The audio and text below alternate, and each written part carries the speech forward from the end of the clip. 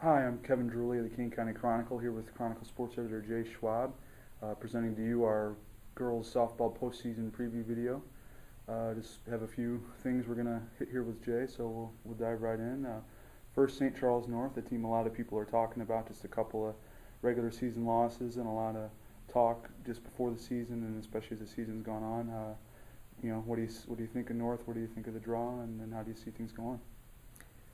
They're a supremely talented bunch. I think the key for North, especially early on in regionals, Kevin, is for those girls just to, I know it's easier said than done, but to try to have fun with it, to just play and enjoy themselves. In regionals especially, they're more talented than any of the teams they would see those first couple games. There are some pretty decent teams in regionals, but if they're playing their kind of softball, they should get through regionals.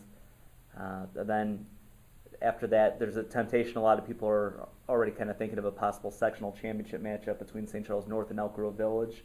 Elk Grove has been ranked #1 in the state a lot of the year by some publications, but even in the sectional semifinals, Conant is a team that would probably be there, and Conant just beat Elk Grove Village this week, and Conant and Elk Grove Village are really both teams that are of the caliber that you could see even in Peoria at the state finals. So North's going to have to be playing real high-level softball come sectionals if they make it that far, which they're capable of. But when you play opponents like that, you've got to really take advantage. You have less opportunities during the course of a game to do damage. So when you get those one or two chances, you have to cash in, and so it'll be a lot of fun come sectionals if North can get through.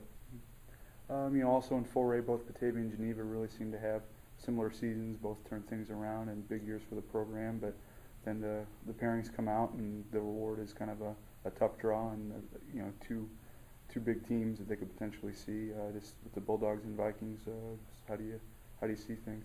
Right, yeah, Batavia's in that regional with St. Charles North. They wouldn't face North until a possible regional championship game if Batavia can make it there. Batavia hits the long ball like none other in our area, so that can be a dangerous thing in the postseason. If you can get a couple people on and get a 3-run homer, all of a sudden that can really, especially with the tension of a postseason game, can certainly make another team uncomfortable in a hurry. But I think really key for Batavia is getting Katie Neubauer back. That's uncertain as of now, but she's their top pitcher, and it kind of creates a little bit of a domino effect when they have to slide like Katie Coleman into pitch. And she's a good bat too. So if Batavia gets Neubauer back, they have a chance to, I think, beat Lake Park in that semifinal, then give North their best go in a regional championship. And then Geneva's a team that they're in the regional with Elk Grove Village out at Proviso West. Geneva's just a very sound team, very good pitching, very good defense. Now they don't quite have the firepower of an Elk Grove Village. So if Geneva can beat Glenbard West in that first one and get there, they're a team that would probably need like an Elk Grove to maybe have a little bit of an off day, kick it around a little bit, that kind of thing. And if so, Geneva's a veteran enough team to cash in on it. But from a sheer firepower and talent standpoint, Geneva has a real tough draw at regionals. Just handicapping 3A, I know there's been some teams to talk about and consider. I know Caneland got its ace back late in the year and has kind of been ironing out some inconsistencies, and St. Francis had a real strong season in the Suburban Christian. Those teams seem to you like the class of 3A? Well, speaking of Caneland, talking with Coach Brian Willis last night, he called defense and errors, in particular on defense, that black cloud that's kind of been following them around all year. So that's the real key with Caneland. They have enough offense, and with Delaney Vest back now, they're a formidable team, but you just can't commit 4 or 5 errors a game. Caneland has a tendency to play some wacky games, postseason, regular season, a lot of extra inning games and games with a lot of twists. So that first round game with Sycamore is one that I think could be a lot of fun, and Caneland's certainly talented enough to win it, provided they can pick the ball up decently enough.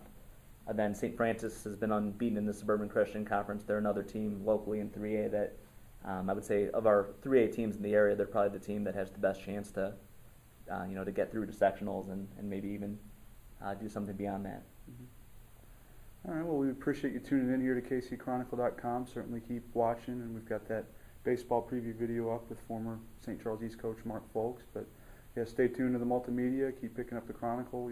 We'll have full postseason coverage for you. So thanks for tuning in, and we'll see you later.